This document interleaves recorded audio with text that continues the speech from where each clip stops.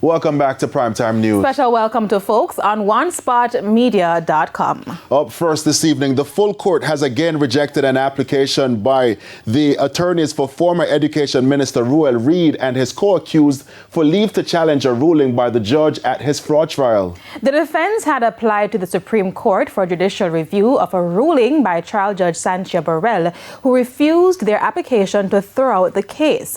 In January, a single judge in the Supreme Court rejected the application. But the attorneys renewed the application before a panel of judges before the full court, maintaining that the judge should have granted them leave to seek judicial review. More in this report from Lakinsky Robinson.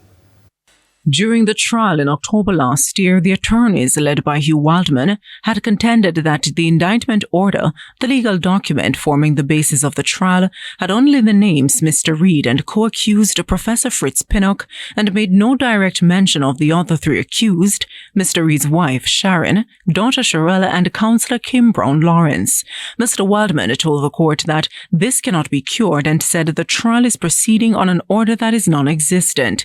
He argued that the case should be dismissed as a result, but Senior Parish Judge Sanchia Burrell disagreed, ruling that all five accused fall within the ambit of the indictment and that trial will proceed. Mr. Waldman took the matter to the Supreme Court, but on January 16, a single judge dismissed the application for leave to seek a judicial review of the trial judge's decision. The lawyers persisted and renewed their application before a full panel of judges comprising Justices David Batts, Dale Palmer, and Tara Carr. Today, the panel rejected the application. In a stinging rebuke, the full court described the application by Mr. Reid's attorneys as inappropriate and without merit. The panel argued that the indictment in the fraud case was clear and unambiguous as to who have been charged, the offence for which they were charged, and the information relative to the accused. The court also argued that there was no prejudice to the accused in the indictment. Against this background, the full court said the subject matter is inappropriate for this process, as no question of an excess of jurisdiction has been demonstrated by the applicants, adding that they have alternative remedies opened to them. The full court made it clear that the application by the attorneys in the case is, quote, unmeritorious. They have no arguable ground for judicial review with a real prospect of success. The attorneys for Counsellor Kim Brown Lawrence were not a party to the application.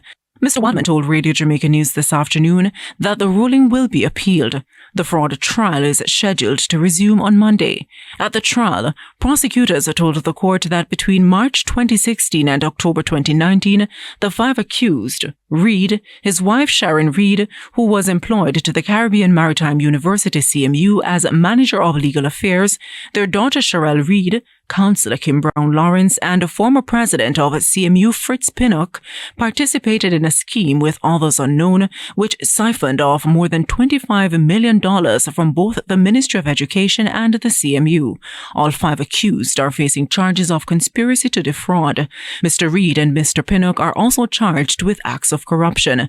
Mr. Reid, his wife, daughter, and Mrs. Brown Lawrence are charged with acquiring and handling criminal property. They're also accused of participating in arrangements to retain those assets.